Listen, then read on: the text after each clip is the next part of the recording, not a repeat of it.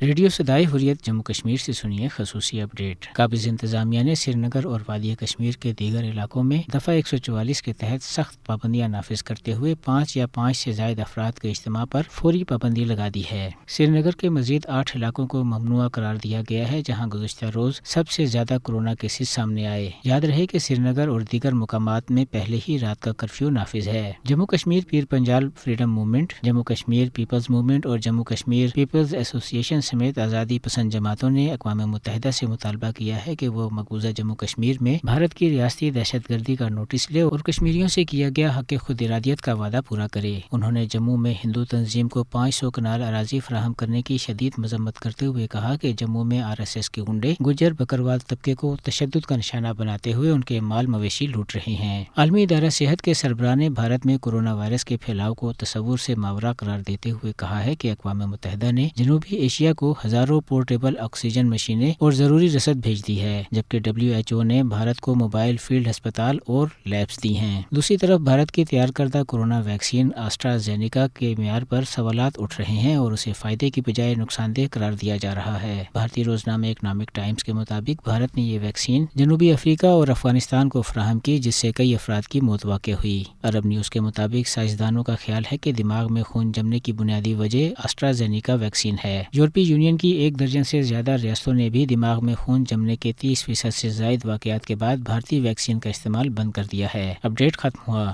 بھارتی حکمرانوں کی عوام دشمنی اور خصوصاً مسلم دشمنی کسی سے مخفی نہیں۔ بھارتی عوام نے جس شخص کو بھارت کی حکمرانی کے لیے منتخب کیا، اب وہ اپنے کیے کا بھرپور طریقے سے پھل پا رہے ہیں کہ بھارت بھر میں کورونا نے جو طوفانی شکل اختیار کی، اب وہ بھارتی حکمرانوں کے کنٹرول میں بھی نہیں۔ بھارت میں کورونا کی شدت بھی بھارتی حکمرانوں کی نااہلی، ضد اور میں نہ مانوں والی پالیسی کی عکاسی کرتی ہے۔ اب بھارتی حکمران اس طوفانی وبا سے کشمیریوں کو بھی لے ڈوبنا چاہتے ہیں، اس لیے بھارتی حکمران امرناتھ یاترا کو ہر صورت جاری رکھنا چاہتے ہیں۔ اس حوالے سے بھارتی زیر قبضہ مقبوضہ جموں کشمیر کے اہل دانش اور ماہرین صحت اپنے شدید تحفظات کا اظہار پہلے ہی کر چکے ہیں۔ مقبوضہ جموں کشمیر میں بھی کورونا جس تیزی سے پھیل رہا ہے، اگر اس حوالے سے بھرپور اور بروقت اقدامات نہ کیے گئے تو مقبوضہ جموں کشمیر کے عوام کو اس کی بھرپور قیمت ادا کرنا پڑے گی۔ کشمیر جو پہلے ہی بھارتی فوج کے نرغے میں موت و حیات کی کشمکش میں مبتلا ہے، اگر امرناتھ یاترا کے حوالے سے مودی حکومت نے سنجیدگی نہیں دکھائی اور اس یاترا کو ملتوی نہیں کیا گیا تو اس کے نتیجے میں ایک ایسا انسانی المیہ جنم لے سکتا ہے جو لاکھوں کشمیریوں کے لیے جان لیوا ثابت ہو سکتا ہے۔ ان حالات میں صحت کے عالمی اداروں کو بھارت کے غیر سنجیدہ حکمرانوں کے غلط اقدامات کا نوٹس لینا چاہیے اور بھارتی حکمرانوں کو ہر صورت میں امرناتھ یاترا کو منسوخ کرنے کے حوالے سے بھارت پر دباؤ ڈالنا چاہیے تاکہ بھارتی حکمران انسانیت کے ناطے کچھ تو ذمہ داری کا احساس کریں۔